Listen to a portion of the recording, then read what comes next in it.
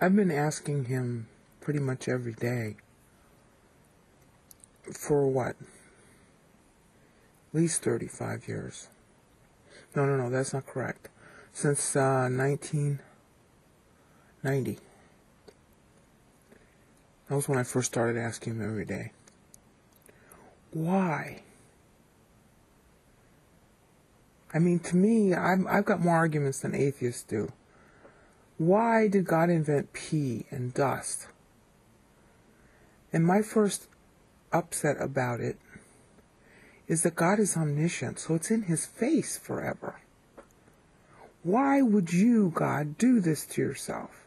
To me, that's the quintessential does God exist question. Because no sane person, even a human being, would deliberately create a bad situation for himself. But that's exactly what God did. And it's taken me since 1990, and I'm still learning it, to understand God's answer to that. And it all boils down to a question of suffering. There are many kinds of suffering. The kinds that quickly come to our minds are diseases. You know, like my mother had a stroke about a year ago, and I've not been the same since. But both she and I were prepared for it.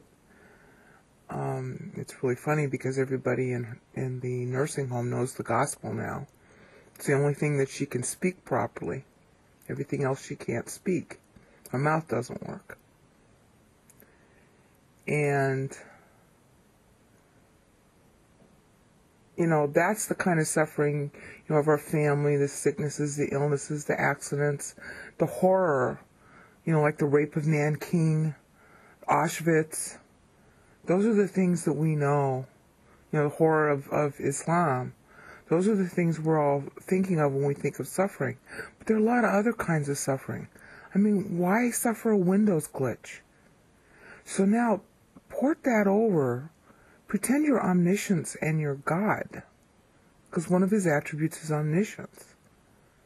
This stuff never can be forgotten. It's always striking him in the face. Ana is a Hebrew verb for to strike with the voice. You know, which is the idea of something hitting you that's not nice. And it's in Isaiah 53:5, and other places too.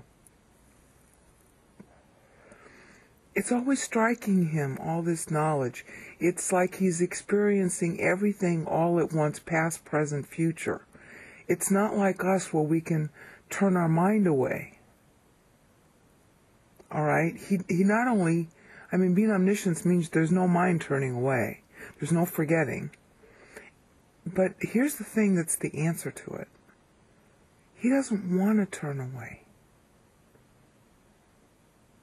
Now, God then is either the most crazy of persons, the most masochistic and sadistic of persons, and of course the atheists are clapping right now. Okay, but here's the flip side. Absolute love. Good truth, bad truth, any truth, because truth.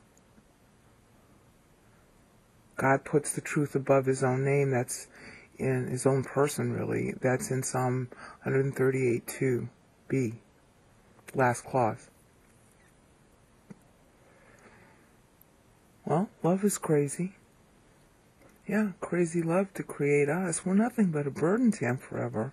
Christ is still on the cross to omniscience. And frankly, the cross gets worse every day. Because humankind is still going on. We're going to be, you know, creatures forever. We're going to be a whole lot bigger than we are now. I mean, he himself said it, I'll make you gods. Okay, but the kind of gods that we're going to be is not the God. It's still less than infinite. No matter how big that ends up being. We're still a cost. So either God is completely crazy or he's crazy in love. Absolute love is the integrity of God. That was the big epiphany of my pastor in May 7, 2000. And ever since that time, which I heard about it, I guess was 3 years ago. I heard that tape. I've realized how true that is. All of our conundrums in theology, the Calvinists are all big on the sovereignty of God. The Catholics are big on certain other things. And we all talk about love, but we don't understand that love holds everything together. Righteousness and justice can only judge. But you need love to fulfill righteousness and justice. Okay, so then that gets to the heart of the matter as far as we're concerned down here. Why does God allow suffering? Well, what's the whole point of the gospel? Oneness with Christ. That's what he prayed for in John 17. It's well enough translated. Go read it. You can be 5 years old practically and read that and understand it. How are you going to get oneness with God if you don't have oneness in all things, the low and the high? Like Paul said, I know how to be abased, I know how to abound. I think that's in Philippians. I'm not sure. I'm walking around right now. That's what it's about. That's really what it's about. If I suffer, then I have a better frame of reference and a closer rapport to God himself. That's why Christ went to the cross. He's God, he's all the high. Well, now he wants to become humanity and all the low to identify with us. That's in Hebrews 2 and Hebrews 4, the main theme of those two chapters. Okay? He wanted to go low because he wants truth to be free, and if it's going to be free, it's going to be bad. Okay. Satan's big argument in the trial is, why did you do this to your creatures? Okay, you're God, you're omniscience. You got the ability to put up with all the suffering. I mean, God doesn't have emotions. Godness is no change. So emotion is completely, that's a human body characteristic. Our souls don't even have emotion.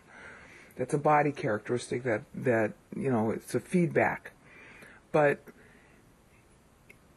that means that since he has no emotion, the experience of the reality of what happens is all at once in his face. It's beyond any kind of suffering we know. All the suffering of hell that is yet future, God is already experiencing and has already experienced. So the question isn't, like Satan poses, how can a loving God send his creatures to hell? It's, how can a loving God do this to himself?